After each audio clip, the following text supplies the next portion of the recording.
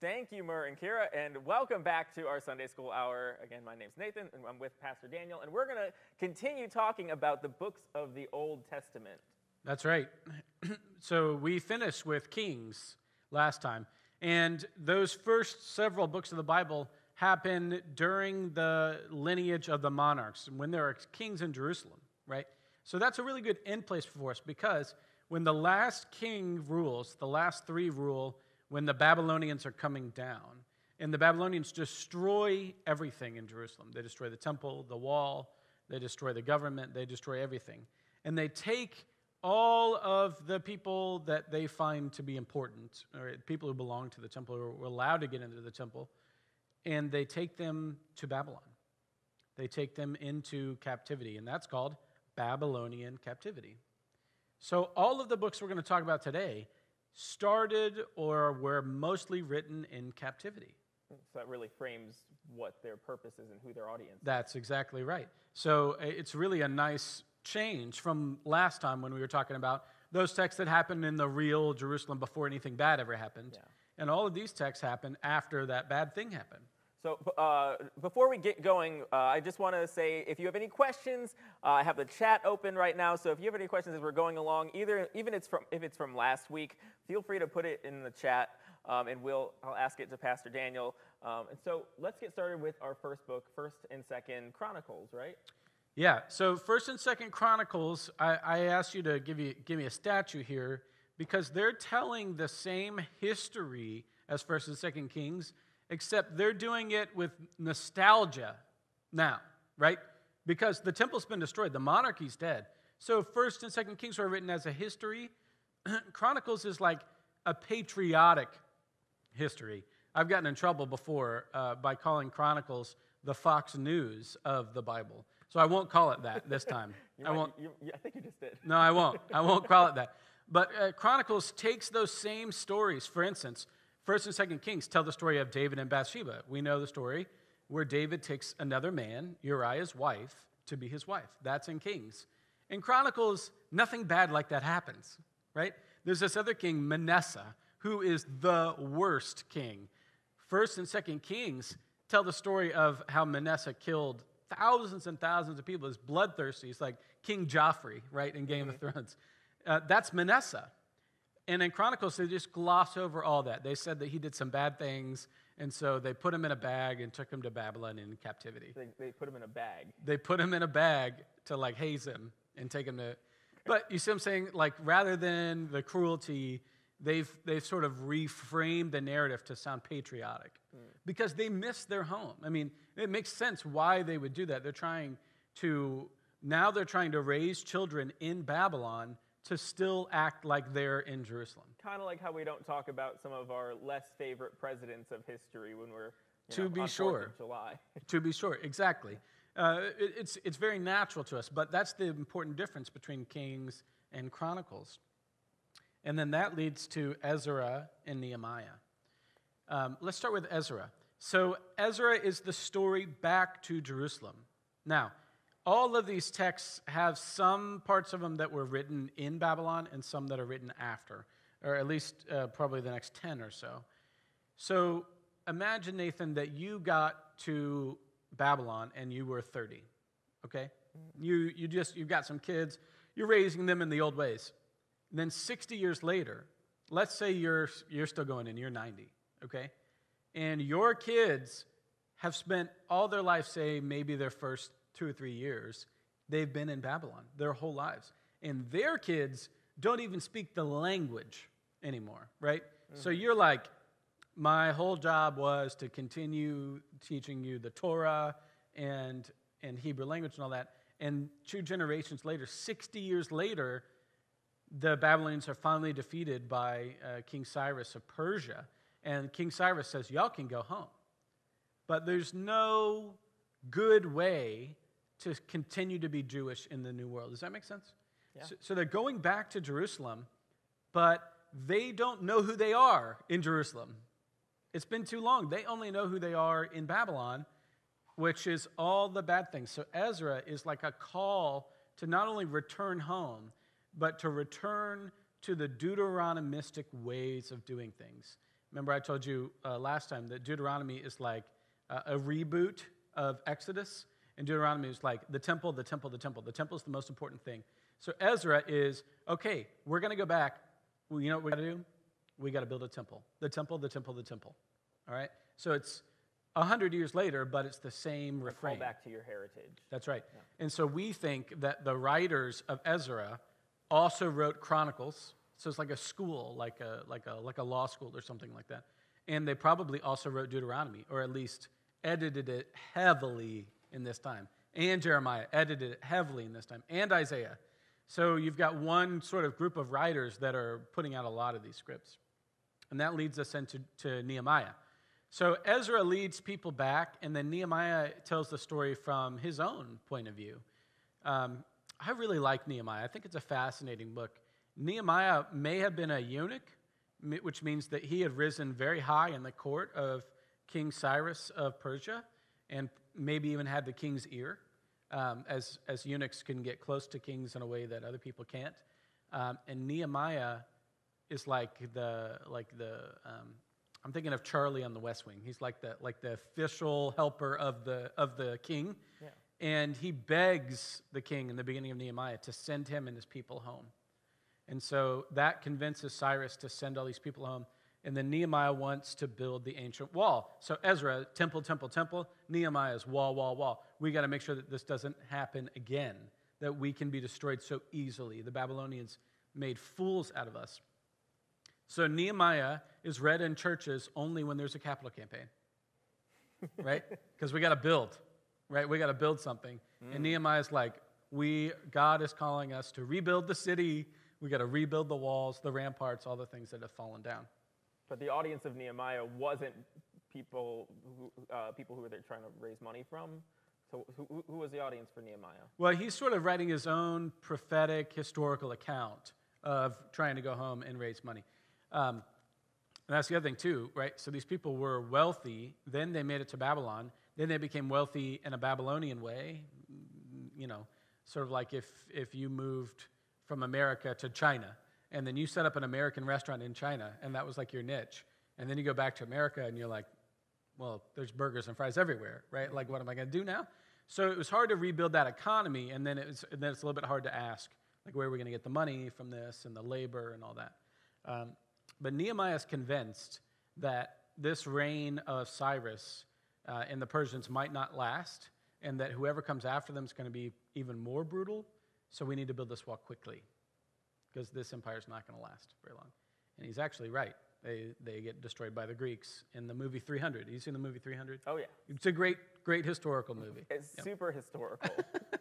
Which leads to the book of Esther. Now, I think, and a lot of scholars think, that Esther is a much, much later story than this.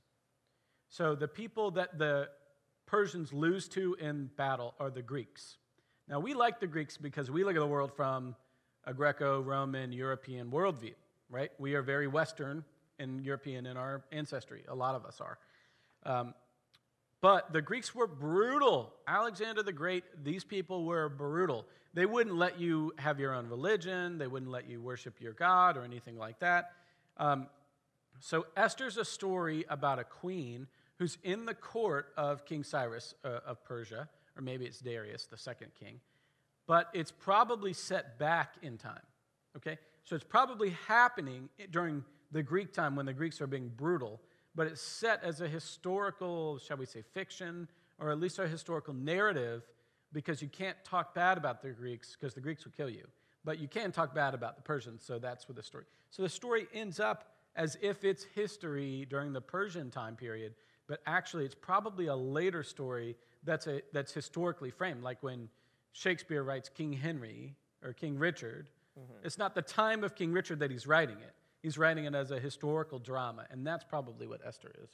How should we take the character of Esther? Well, Pastor Athena did a really great sermon on this a couple of weeks ago. You can look it up. Esther's a queen, and she's given a really tough choice of stand up to the king, which could cost her life, or not. And she chooses to stand up, and things go well for her. Esther's a good read. I encourage you to read Esther. There is also some suggestion that Alice in Wonderland, Alice Through the Looking Glass, is roughly based on the book of Esther, which I don't have time to go into. There's some fascinating work out there on that. That leads us to Job. I think we all think we know the story of Job. I offer this to confirmands as something that they can do. They can pick up the book of the Bible to read, and every now and then they want to pick Job, and I kind of try and talk them out of it, because Job is a tough, boring, difficult read. Yeah, so Pastor Daniel asked me to find images for all of these slides, and the only word he wrote for this book was sad. I need you to find a sad picture. Right. So Job's a great story, except there's 30 chapters in the middle that are horrible. Nothing happens. But it's the problem is called theodicy. Why do bad things happen? And in the Western way, we always say, why do bad things happen to good people? Which is a conception of ourselves, which is pretty high and lofty, right? The problem with theodicy is threefold. If God is all-powerful and God loves us, how is there human suffering? If God is all-powerful and God loves us, how is there human suffering? And the theological problem of theodicy, Theodicy, you can look it up, is that you can have two of those and they make sense, but not three. If God is all-powerful, but God doesn't love us, then we have human suffering. That makes sense. Mm-hmm. If God loves us, and there's human suffering, but God's not all-powerful, that makes sense, right? If God loves us, and God is all-powerful, and there's no human suffering, that makes sense. But how do you have all three? And Job is the story of that. And what happens to Job at the end is to argue that the question that life is always supposed to be good and never suffering, that's not it, right? God says in a whirlwind to Job these great lines like, where were you when I created the universe? Where were you when I created the world? Sit down. You do not know what you're talking about, right? The quality of life involves suffering. The Buddhists are onto this. The Catholics are onto this. Luther was onto this, but we've sort of gotten away from that. We sort of believe that God gives us comfort, and all we're supposed to be is comfortable. But if we don't have suffering in our lives, we don't appreciate life. So it's a little bit of a in order for us to have free will, there have to be negative consequences to our life choices. And this is really the question people, it seems like we struggle with the most in church is how do we contend with God and grace? Yes. Like, yes. do we deserve the bad things but then we bring grace into the picture, and that throws everything out of whack. It's hard for us to grasp our heads around how we don't deserve. It's so true. Anything. And people always ask me if Job is historical. I don't know if there's a historical Job, but I can tell you this narrative is not written to be historical. It is intentionally written to imagine that God is struggling with what creation should be. Should creation involve suffering or not? So what genre would you say that Job is? Absolutely, it's narrative, but it's a theological narrative. And if you skip the 30 chapters in the middle where his friends say, oh, this happened to you because you deserve this, because you did something to piss God off, and then Job says, no, I don't think that's it. I think that life just has suffering. And they're like, no, it's definitely you. Then they get to the end, and Job has this gorgeous line. I think it's in chapter 24, which says, I know that my Redeemer lives. And it's that pregnant hope, that hope that something great is about to come out of this. I love Job. I just think you should skip the 30 chapters in the middle. That leads us to Psalms. Psalms is the longest book of the Bible. It's actually, if you, some of you are a fan of just opening your Bible and seeing what pops up. If you turn to the middle, you're going to get Psalms. It's in the very middle of the Bible. So much of our music is taken from the text of Psalms. There's 150 of them. And they vary in genre. Of course, they're all poetry, but there are at least three kinds of poetry, and I'm sure there are more, but celebration, sound the trumpets in Zion. God is like a mighty fortress, right? Psalm 46, right? God is our refuge and our strength. That's a celebration psalm. Lament, Psalm 22, my God, why have you forsaken me? And then there's a psalm of thanksgiving. So those three genres show up a lot. There's 150 psalms. Sometimes they're attributed to King David. We're off by 200 years. Can we say that King David wrote some things? Probably. He had scribes and sat around his brains all day. He probably wrote some things. Did some of those make them into psalms? Yeah. But the psalms themselves have that weight of Babylonian captivity in them. We are far away, and it's like a caged bird that's singing, right? Because you have to offer yourself hope for the future. And the Psalms just have that sense of, okay, God is far away, but also God is with us, even though this moment's bad. Now, I already struggle sometimes to interpret poetry when it's in our modern day language. So how are we supposed to read the Psalms when there's historical context there that we might not be privy to? Yeah, that's a great question. I'll give you the simplest answer that I can, which is the way they wrote poems. You know how we rhyme at the end of our lines, Nathan? Mm-hmm. They don't rhyme at the end of well, sometimes they do, but most of the time the way they do it is line 1 and line 2 will mirror each other, okay? The Lord is my shepherd, nothing shall I want, right? So when you're reading a psalm, they don't always, but when the second line agrees with the first line, that is a big underline, right? That's like Shakespeare's iambic pentameter or something like that. He leads me to green pastures.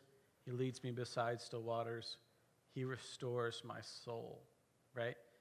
So that's 3 in a row. Boom, boom, boom. So whenever you see them coupled together, you're like, oh, this is a really big point. I think that's a really good way to read Psalms. Moving on, can we move on? Yeah. Psalms are a great read, obviously. Proverbs is a great read, too. Proverbs cracks me up. I am constantly humbled by how eloquent these people were. You know, we look at their lives and we think they were dirty, they didn't have running water, and they didn't go to school, and they weren't all well-read or whatever. Well, we're not all well-read either. But Proverbs cracks me up because it's so practical and funny. If you like just opening a book and pointing to a page, do that to Proverbs, because there's so many great things in there. And like we sign Bibles for kids when they go to confirmation and sign our favorite words. One of my favorite pastors, he was just a riot. He would always do the one that for when you go to college, that's like drinking too much wine will keep you from your studies. like there's so much great stuff in Proverbs. You should always look that one up. So I have a question about Psalms, if we can backtrack for a second. From Dan and Don. Hi, Dan and Don. Do you know over what period of time the Psalms were written, and what was the context for having Psalms a part of every liturgy, every traditional liturgy? Well, those are both good questions.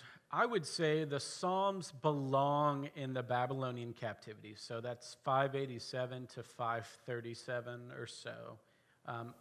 They really sit there in that just longing to return to the past and also a hope for the future, that lament and thanksgiving, and God is with us still, even though the temple's gone. They thought that they had to trap God in a way, like you had to keep God in the temple, and that once the temple was gone, that God was gone. And the Psalms help them reimagine that theology. So I think it definitely belongs in the 6th century BCE. In terms of how it belonged in the liturgy, we think that they read Scripture the way we read Scripture. Actually, our Christian worship service is the ancient Jewish worship service with communion at the end, right?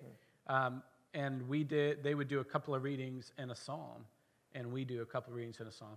If you're looking for something to YouTube, I want you to YouTube Greek Orthodox Church and find somebody singing, because when they read the gospel, they don't even read I wouldn't even make it as a pastor in the Greek Orthodox Church, because these dudes, and unfortunately they're all dudes, They sing the whole thing, and it's like that vibrato of like opera. It is fantastic. Hey, you sang a little today. Right, but Give yourself a little. these guys, and I think they actually have cantors. They're not all pastors, but they bring so much joy. And I know you don't understand the Greek, but you could figure out what they're singing and then look it up in English. So yeah, it definitely belonged in their liturgy. It's not something that you preach on a whole lot because they're sort of simple, in a way. But they definitely belong in the liturgy, and they were the early songs. Yeah. All right. So after Proverbs. After Proverbs is Ecclesiastes. We had a really great wine and word of this. Pastor Rebecca was here from Millbrook Baptist, and she went through Ecclesiastes. In the Hebrew, the word is Koheleth. So if you looked it up in a Hebrew Bible, it would be called Koheleth with a Q, and not Ecclesiastes. And I asked you to give me a mirror for this picture because vanity of the vanities, all life is vanity. This is a guy who is smarter than everybody else. And when you're really intelligent, that can be really lonely, right? Sort of like if you're living a moral life and everyone around you isn't, that's really lonely to make good decisions. But he's definitely an Enneagram 4. He goes to a deep, dark place in it, and he says, there's a time for everything, right? That whole thing, a time to weep, a time to mourn, a time to eat, a time to die, all that whole thing. That's from Ecclesiastes. And I think Ecclesiastes is a good read, too. Just don't make it the last thing you read before you go to bed. Yeah. Song of Solomon. I asked you to put palm trees up here because this is my favorite line. I was wondering that because out of all the images of Song of Solomon, palm trees are not the first thing that come to mind. No, but palm trees is a frequent one, particularly with coconuts, because Song of Solomon makes lots of references to mammary glands and how they look like coconuts from palm trees. But they talk about palm trees a lot because it's a love song, right? Song of Solomon, written by Solomon? Probably not. Did Solomon tell dirty jokes? Probably, right? Did some of that get written down? Maybe. And then this is like 3 or 4 generations after that. But one of them is telling a woman. This is my favorite quote. Your nose is so big because the sort of the Jewish notion of having a Jewish nose, right? That's really big. Your nose is so big. I can see it when I come over the horizon like it's a palm tree. Now, that's a great line, right? Who wouldn't swoon over that particular line? So Song of Solomon, I think, is a good read. It's a fun read. To me, it's always been the book of the Old Testament that seems to just be a little bit out of place because it's so overt in its sexual language. Yeah, right. And that's why we need it, because it feels out of place, right? Mm-hmm. Every time, and Ecclesiastes too, to speak Enneagram language again, like every time we open ourselves up to different people and we say, there's room in the canon, there's room in the Bible for this story, then we think when people enter our doors and they're not the organized helpers that we always think church people should be, we're like, oh yeah, there's room for you too. All are welcome, no exceptions. Well, and there's room for sexuality to be a gift from God rather than something that always needs to be hidden or covered up. And Song of Solomon is often pointed to as an example of that. Well, there's a lot of people that think the way we talk about sexuality is going to be the 21st century's Reformation, right? That's going to be the change that will be known as the 100 years that sex became okay to talk about, right? Hadn't happened yet. We'll see how that goes. Moving on, Isaiah. Isaiah is a great read. It's a great read, but not all of it is. So if you want to read Isaiah, I would just recommend putting Isaiah into a search bar of Google or say favorite quotes from Isaiah or something like that. I read one of them today, but I had 3 or 4 in my slide deck that I took out because Isaiah is just so great. There are a lot of prophecies about what a Messiah would be like. Including being born to a young woman or a virgin, right, that makes its way into the Gospel of Luke. And the suffering servant of Isaiah 53. Isaiah probably is 3 different books. It probably should have been, and in fact, they teach this in seminary, So they're going to read something to you, and they're going to ask, what book is this from? And if you say Isaiah, you'll be wrong. So I need to say, what do I You need to say Deutero Isaiah if it's second Isaiah. Okay. Or Tritio Isaiah. I need this inside scoop, so I'm I ready know. for the fall. If it's third Isaiah, if it's in the last third, so Isaiah's 66 chapters. No, don't quote me on that. Let's say 1 through 22, to 22 am I doing this right? To 44, and then 44 to 66, more or less. And they have different themes. So the first one is definitely Babylonian captivity. It just feels like, and some of it's before. So it'll have stories of like the time of the last kings. And then the second part is really a lament about being in captivity. And the third part is a hopeful, like a return. So it sort of tells that story, but I think it would be hard for you to read and like get, this is pre-Babylonian captivity, this is Babylonian captivity, and this is post. But if you just look up the best quotes from Isaiah, I think you could really find a lot there. So move on to Jeremiah. We're running low on time. I love Jeremiah. Jeremiah is probably my favorite of these that we're going through. Jeremiah, I have a podcast on this if you want to listen to 15 minutes of me talking about Jeremiah. Eternity Life Podcast. Find it where you get your podcast. Jeremiah is a story of a prophet during those final kings before Babylon, and he says, we have done a lot of bad things. We need to turn to God right now, or we will not survive this catastrophe. And the kings are like, nah, we're not going to listen to you. I'm going to listen to all these yes men here because they tell me I'm great and wonderful and that nothing bad will ever happen. And then when the bad stuff happens, they throw Jeremiah in a well because they can't deal with the fact that he's right. So that part's funny. And then a stranger helps him out. And then in captivity, he writes Jeremiah 31, which was also in my slide deck today that I took out of the sermon for time, which says, a time is surely coming when you will no longer have to teach each other the law or say, know the Lord, for all shall know me, from the least of you to the greatest. I will write it on their hearts. They will be my God. I will be their God, and they will be my people. I will give them a new covenant. I will forgive their sins and remember their iniquity no more. And this idea of new covenant, of write it on their hearts, of knowing the Lord, the least of them to the greatest, and forgiving of sins are all the things that Jesus did 500 years later. And I just love that prophecy. That's Jeremiah 31. So should we, is Jeremiah a good read for people looking Probably not. I would definitely read Jeremiah 31. And it's followed by Lamentations. So how do we look at Lamentations? We don't have a slide for that, unfortunately. Yeah, we don't have a slide for that because Jeremiah and a lot of people think Jeremiah wrote Lamentations because it's around the same time period. I don't think they have the same tone at all, but we like to smush people together when we think we can. Lamentations is definitely not a good read. If you're in a deep, dark place and you need to be in a deep, dark place, Lamentations you might find it. It's sort of like a wailing, of things. Mm-hmm. But I would read Ecclesiastes if you're really in that deep, dark place. Ezekiel. Ezekiel's really cool. I asked you to put a flying saucer on here because there are a lot of people who think, don't quote me on this, I think it's Ezekiel chapter 2 or 3. There's a story of he sees this flying saucer. So he sees God hovering like this spinning. So aliens aren't in the Bible. It's like a spinning wheel, right? Well, a lot of people have read that back into it. But here's the question for Ezekiel. Ezekiel is in Babylon. He's in captivity, and the temple's been destroyed.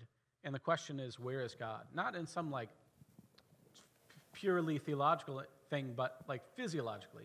If God was in the temple and we destroyed the temple, did we kill God? Did God go back up into the universe? And Ezekiel writes, because he sees the spinning wheel, later he writes, no, God is here with us. God can move. Ezekiel saw the wheel way up in the middle of the air. Yeah, and he goes... Classic spiritual. He goes, God can move. And that's a big shift for the people. Then the people are like, oh, so we're not away from God even when we're away from the temple. God can move with us. And Jesus picks up on that narrative, especially in John's gospel, where he says, that temple I can tear down and rebuild it in 3 days, but I am the temple. And then later on he says, you are the temple. So that's really neat. Daniel. Daniel, I am Your favorite book? completely unbiased about this, but it's fantastic. It's a fantastic read. Obviously, I think Daniel's it's a fun read. It's a superhero. This is a comic book. Kind of legend of Daniel is not meant to be historical whatsoever. These are later texts. So that we're past Babylonians, we're past the Persians. We are in time of the Greeks. And you know how you know that? Because Jewish people in Jerusalem don't have access to lions. There are no lions in the Holy Lands, okay? You know where there are lions? In the Colosseums, in Greece and in Rome. And you know who they feed to lions? Jews and minorities, people who are poor, people who come from exotic places that no one will root for, but the only root that the lion eats them. So the story of Daniel being thrown into lions is cast in this historical fiction as if he's in Babylon. But it's only because you're not allowed to speak bad about the Greeks, because they'll kill you if you speak out against them. But there's no harm in writing a superhero story about this guy Daniel, who shows up in, they call it the court of Babylon, and when he gets there, they're like, you need to eat all this meat. And he's like, no, dude, I'm going to stay kosher. And they're like, you're going to be scrawny. And then after he only eats vegetables, he ends up stronger than all of them. That's a superhero story. Shadrach, Meshach, and Abednego. There's a superhero story. 3 guys who are thrown into a furnace. They even have funny names on purpose. They have funny names on purpose, right? So that you would know that this is a superhero. Daniel's a great read. I encourage you to look at that. Next up, we have some of the minor prophets we're getting into. Yeah, we knew we were going to run out of time when we got here. Hosea is a story about Hosea trying to find his long-lost love, Gomer, and he finds her and brings her back. It's about fidelity and those things. Joel and Amos and Obadiah are, I think Amos is a good read. I think Joel might be a good read. Obadiah is an angry dude. Super, super angry. But I had you put up mountains here because justice rolled down from the mountains, right? That's from Amos. And Dr. King uses Amos a lot. He's like, so Amos is like, woe to all of these places, woe to the people of Mount Horeb. They're going to do bad. Mm-hmm. And woe to the people of Mount Nebo. Bad things are going to happen to them. And Dr. King tells this, and people are like, yeah. And there's a mixed audience there, right, of black and white people.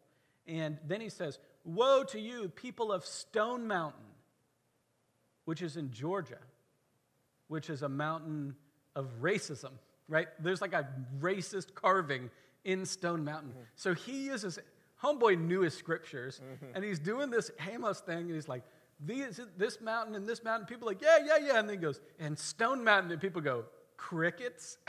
It's so good. You should look up Justice Rolled Down Like Waters. Look up that speech. It's really great. In a broad sense, how should we approach minor prophets? I think some of them are good reads. They're going to be really angry on the whole. Joel and Amos are the ones I would recommend from here. Let's go to Jonah. I think you know the story of Jonah. Jonah is a very, very late text. So this is about 100 years before Jesus. It's another sort of, what's that called when it's like a hero that doesn't want to be a hero? You know what I'm talking about?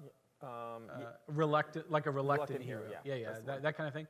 An anti-hero. That's what Jonah is. So God's like, you're awesome, you're going to do this great thing, and he runs away. You know the story. Like, I don't want to save the Ninevites. And then he does, and then he complains, that God made him look foolish. Because God told him, go to Nineveh and tell them they're all going to die. Jonah goes, and he tells them they're all going to die. Then they all change their ways, and they don't die. And then he goes, God, why did you make me lie to all of them? Right? Like, it's all about me. Such a drama queen. I think Jonah's a really good read. Jonah's fun. It's actually a short, good read. Micah's a good read.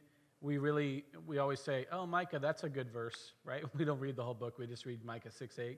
What does the Lord require but that we do justice, love kindness, and walk humbly with God? That sums up Micah pretty well. These smaller prophets, Nahum, Habakkuk, Zephaniah, Haggai, These I've lumped together because they're all about the temple. So Ezra and Nehemiah said, we're going to build this temple, and then they don't finish it. And like goes unfinished, people go back to their lives or something. And then Habakkuk and Zephaniah, and Haggai especially, are like, no, temple, temple, temple. And that's when they finish building, and they dedicate the second temple. And a lot of that's given to Haggai as being the priest who brought all that together. Zechariah, and the last is Malachi, according to Murr. These, I've asked you to put a clock because these are like a time is coming. That's spelled wrong. It should have been an E. You got that from me, but Zechariah starts Z-E-C-H, I think. Zechariah is a good read. Malachi's another angry dude, but Zechariah is a good read. It's the one that we quoted a little while ago, Zechariah 9, which talks about that Jesus is going to come riding on a donkey, and then ends with that, but God sees you as a crown in his jewel, right? I heard a sermon on that recently. Zechariah is a good one to read as well. So the way the genre of prophets is that they are pretty specific to the time period, and except sometimes they're looking to the day of the Lord, the day that God will come, and when that happens, a lot of these things will be fulfilled. And what's amazing about the Gospels is they pick right up on it. It's a perfect lead-in to the New Testament. That's a perfect. So Malachi is a little bit angrier, and he says, when God comes, you all are going to get a whooping, right? You people who did good, God's going to be happy with you, but everybody else, you're going to get a whooping when God comes. So people lean on Malachi when they want to talk about he will come again to judge the living and the dead. So the people who are looking for an angry God or a judgmental God were disappointed when Jesus showed up, but they lean on Malachi to talk about the next coming of Christ. Well, I hope that's been helpful for you. I know that was really quick. Yeah, thank you for taking us through it, Daniel.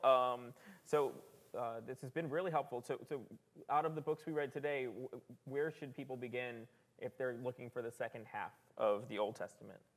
Well, I'd like for you to look at those stories in 1st and 2nd Chronicles, particularly of King David, and then read King David's story in 1 Kings, and the story of Manasseh in Chronicles, Manessea, and you'll see that nationalism there. Read Nehemiah, definitely read Esther, read the beginning and end of Job, always be reading the Psalms every day. Proverbs is a great read, Ezekiel, and then when you get to some of the other prophets, search for them. What's a great line from Isaiah? What's a great line from Jeremiah? What's a great line from Ezekiel? And then you should view those next ones as superheroes, Daniel and Jonah.